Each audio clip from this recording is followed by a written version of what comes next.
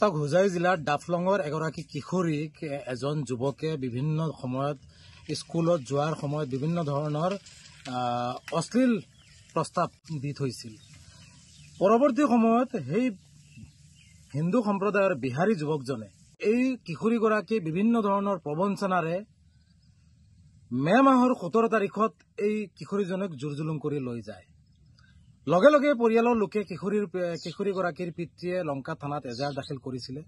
কিন্তু 10-15 দিন উকলি যোৱাৰ পিছতো লংকা আৰক্ষী চকীৰ পৰা কোনো ধৰণৰ সঁহাৰি নোপোৱাত উপায়হীন হৈ এই অসহায় ভুক্তভোগী পৰিয়ালটো হোজাই জিলা আৰক্ষী অধীক্ষকৰ কাষ চাপিছিল 28 মেত। আৰক্ষী অধীক্ষকৰ কাষ চপাৰ পিছতো আজিৰ দিন পৰ্যন্ত এই অসহায় ভুক্তভোগী পৰিয়ালটোৱে কোনো ধৰণৰ সঁহাৰি নোপোৱাত আমাৰ কাষ চাপিছিল, অৰ্থাৎ আমচুৰ কাষ চাপিছিল। যাৰ পৰিপ্ৰেক্ষিতত আমি সামগ্ৰিকভাৱে এই বিষয়টোত চালিজাৰি চোৱাৰ পিছত দেখা পালো যে এই যিজন বিহাৰী যুৱক, এই যুৱকজনে এই কিশোৰীগৰাকীক লৈ গৈ সামাজিক মাধ্যমত ভিডিঅ' প্ৰচাৰ কৰা পৰিলক্ষিত হৈছে। অৰ্থাৎ এগৰাকী কিশোৰীক প্ৰবঞ্চনাৰে নি যৌন নিৰ্যাতন চলোৱাৰ উপৰিও এই কিশোৰীজনৰ ভিডিঅ' সামাজিক মাধ্যমত ভাইৰেল কৰি আন এটা অপৰাধ কৰিছে।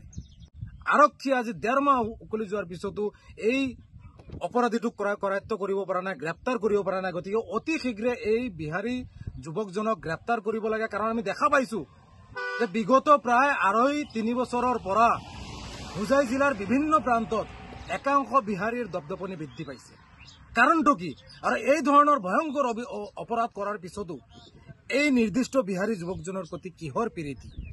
গতিকে স্পষ্টভাৱে আমি দাবী জনাব বিচাৰিছো, চৌহান উপাধিৰ যিজন যুৱক, এই যুৱকজনক অতি শীঘ্ৰে গ্ৰেপ্তাৰ কৰিব লাগে। যেনেধৰণে আমি স্পষ্টভাৱে অভিযোগ কৰিছো যে এনেধৰণৰ অপৰাধীবোৰ যদি হুছেইন আলী হলহেঁতেন কেতিয়াবা গ্ৰেপ্তাৰ কৰি জেললৈ প্ৰেৰণ কৰিলে হয়। গতিকে আমি স্পষ্টভাৱে কৈছো যে এনেধৰণৰ ভয়ংকৰ অপৰাধ কৰা অপৰাধী যোনেই নহওক কিয় প্ৰীতি নকৰি এই চৌহান নামৰ হিন্দু যুৱকজনক গ্ৰেপ্তাৰ কৰিব লাগে।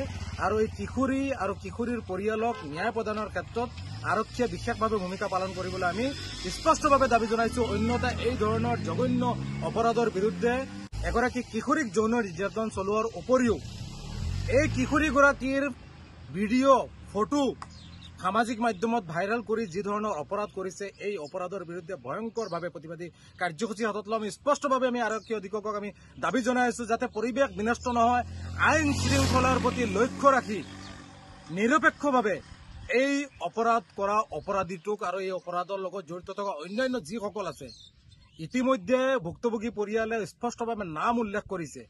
ভিডিঅ' এই অপৰাধীয়ে নিজৰ একাউণ্টত ভিডিঅ' ছোৱালী আৰু এই অপৰাধীৰ ভিডিঅ' ভাইৰেল কৰাৰ পিছতো অপৰাধীক গ্ৰেপ্তাৰ কৰিব পৰা নাই। গতিকে আইন শৃংখলা যাতে বিনষ্ট নহয় তাৰ প্ৰতি লক্ষ্য ৰাখি এখন শান্তি শৃংখলাৰ মাজেৰে যাতে আমি বসবাস কৰিব পাৰো আৰু এনেধৰণৰ একাংশ বিহাৰীয়ে যাতে অপ্ৰীতিকৰ ঘটনাৰে হোজাই জিলাখনত অশান্তিময় পৰিৱেশৰ সৃষ্টি কৰিব নোৱাৰে তাৰ প্ৰতি লক্ষ্য ৰাখি আৰক্ষীয়ে কঠোৰ পদক্ষেপ লৈ অতি শীঘ্ৰে এই অপৰাধীটোক গ্ৰেপ্তাৰ কৰি এই ভুক্তভোগী পৰিয়ালটোক ন্যায় প্ৰদানৰ ক্ষেত্ৰত নিজৰ দায়িত্ব আৰু কৰ্তব্য পালন কৰিবলৈ আমি স্পষ্টভাৱে দাবী জনাইছো। অন্যথা আগন্তুক দিনত ইয়াতকৈ ভয়ানকভাৱে প্ৰতিবাদী কাৰ্যসূচী হাতত ল'বলৈ বাধ্য হ'ম।